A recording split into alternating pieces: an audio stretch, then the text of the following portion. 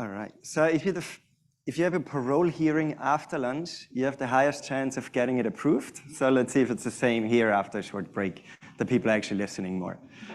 I'm here to talk about our most favorite topic. It's churn and how to reduce it and how to prevent it. I'm the co-founder of UserGems. So UserGems, we track champions for job movement. 18 months ago, all my conversations were about pipeline generation. And now every single conversation also includes the aspect of how can I prevent churn by tracking my champions for job changes. So that's why I'm talking about the churn element here.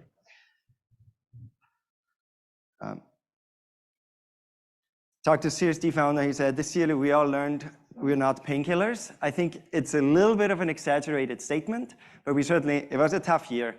And it's about figuring out who has our pain to prevent the churn, because for some, we are the painkillers. So we're talking about what is causing churn in general and for us, and then talking about quick fixes and talking about long-term approach. And so talking about to companies about churn, the most common reasons we hear, I think the two big ones are bad onboarding, you never get to value, and actually champion leaving and joining, or like new people joining a customer account and having completely different plans. But then there's also like wrong customers. You're just attracting the wrong one, they never get to value, or they go to competitors. So there are a bunch of reasons. In general, we're seeing bad onboarding, get this out of the way, and it's about people movement. But this is in general. So how do you figure out your top churn reasons? And some of this is very obvious, so I'll quickly go through this. But we all have the closed lost reason for every renewal. It's typically a drop-down, and it's typically very vague. So, I mean, we have for every churn, we have a meeting afterwards to discuss with the CSM what happened, how can we prevent this. But actually what we did, because these are very biased by the CSM, by the information we get, like the CSM gets from the customer. So we have quarterly win, loss, and churn interviews. And if you're not doing this, you totally should. The first time we did it, it was actually painful. Like you hear so many things where you had a blind spot and where you hear this information for the first time. So now we are doing it every quarter. And the question is, are you doing it internally or are you doing actually externally? Because that oftentimes has even more value because these people know exactly when to dig deeper. And they also have no empathy for your product. So they don't care about any bad feedback. So they dig really deep and give you that information. And then the other thing that we did is actually we sent in the machine learning engineers in our team and went through all of our data. And so what we did is every single metric that we had for our customers, we put it into a big spreadsheet and we calculated the correlation with churn and non-churn. And we found a few things that were surprising. Like for us, for example, like it's all about, we started with pipeline generation. We found that there are actually 4 buckets and they're very different than we expected them. There's this bucket of you don't get to ROI, makes sense to us, but actually it doesn't really matter whether you get 1x ROI or 25x ROI. It's the same bucket in terms of like what is the retention rate in that bucket. And then these are example numbers, but we found that if we were just be able to get rid of 1 bucket there, then our retention number would increase quite a bit. So we were able, based on identifying what is like the #1 correlation with churn, we knew exactly where to dig deeper. So we are going now after exactly what are the type of companies that have less than 1x ROI, and how can we either get rid of them or get them to at least 1x ROI. And if we do this, then we have extremely high retention numbers. And then this is now more the tactical thing, and I think that's where I want to go into detail especially. So there's the one big thing that we said, this is going to be a whole company approach. Like it's a CEO initiative. Ultimately, if I were to summarize this with 2 things, it's the book Amp It Up, one of my favorite books. So amp it up in terms of retention and churn prevention, and be very, very, like turn it from being reactive to being proactive. We talk about weekly meetings where we go through every single account, extremely paranoid. Anything that's not green is red.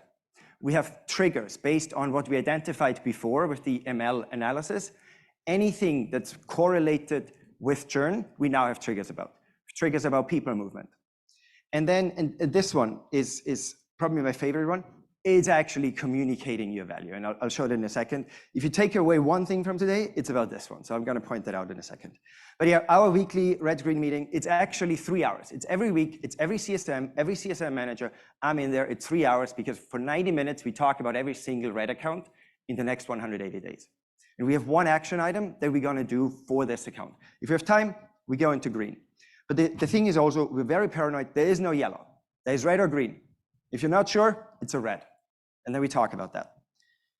And we always need to have this one next step. And here's, once again, amp it up. Like, we are very persistent in making sure we get the next action happening. So this means if for example, there's a customer where we're not able to have a regular meeting, then we get more and more persistent. Because if the alternative is a churn anyway, then I just want to be annoying as hell. And the one thing that has 100% success rate is a CEO by the email with capital letters that say urgent. We've scheduled the meeting every single time. But the other hand is also true, that we've learned that we waste so much time on accounts that are not going to be successful and that ultimately going to churn anyway.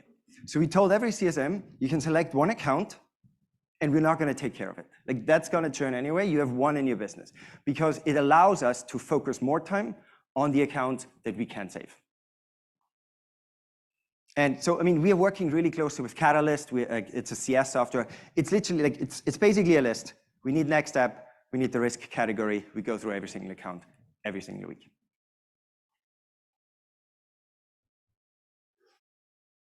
Then the second one where we have triggers. And once again, you first need to identify the ones that you're looking for. That's the machine learning exercise. You put them into your product, like anything, usage agrees, active logins, very different. That's why you need to do this exercise for yourself.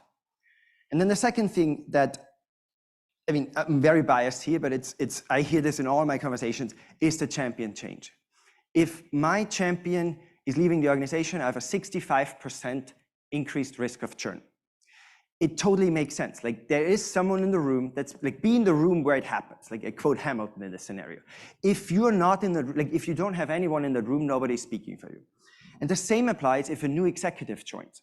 Right now, a new executive, it's in their job description to evaluate every single tool they inherit.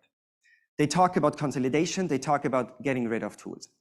So if you don't know that they have a new leader in that organization and that leader doesn't know what you're doing, every product sounds the same, like not for us, but for them, like so many products sound the same. You need to go in there and tell them about the value.